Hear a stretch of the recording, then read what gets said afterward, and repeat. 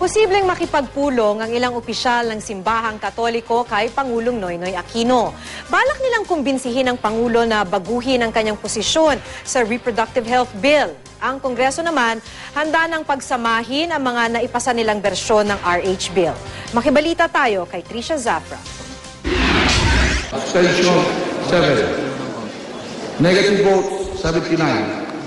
Affirmative votes 133.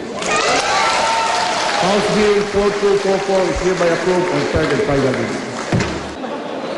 Didireksyon na sa Bicameral Conference Committee ang Reproductive Health Bill para pag-isahin ang mga bersyon ng Senado at Kongreso.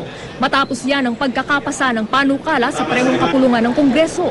Sa Senado, naipasa sa ikalawang pagbasa ang panukala sa botong 13-8. Dahil certified as urgent ng Pangulo, tumawid agad ito sa ikatlong pagbasa.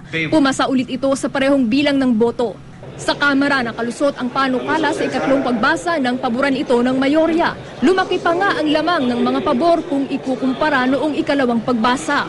Masaya siyempre sa nangyari ang mga nagsusulong sa RH Bill, pati na ang mga sumusuporta rito. Kami mga RH advocates and supporters at talagang masaya-masaya sapagkat after all of this long campaign, we have finally resolved the issue in favor of the passage of the RH Bill. Malipayon ang mga nagsulungan na pati ako kay because ano man po ko no, isa man po ko ka-advocate sa Reproductive Health Bill. So malipayon mi ang mga grupo sa pagkapasaan ni nga na bill. Dismayado naman ang mga kumukontra sa RH Bill na nabigong harangin ang panukalang batas sa Kongreso. We have just approved a bill that is misleading, confusing, and deceptive. Masakit to. Nakakalungkot. Pero wala kami magagawa doon kung sila nilalabanan nila yung akal ng simbahan ay pagdadasal pa rin namin sila. Pinuri ni Pangulong Aquino ang pagpasa ng Kongreso sa panukala. Patunay raw ito na kayang itaguyod ng mga mambabatas ang pangangailangan ng kababaihan at pamilyang Pilipino.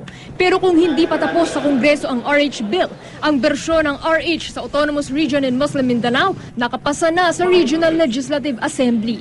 Suportado kasi ng mga Muslim religious leader ang Muslim Mindanao Act No. 292 o ang Reproductive Health Care Act of 2012. Mataas na raw ang infant mortality at maternal death sa ARMM, kaya kailangan ito. Yun yung magiging guide natin sa pag-implement dun sa ating mga communities. Trisha Zafra, GMA News.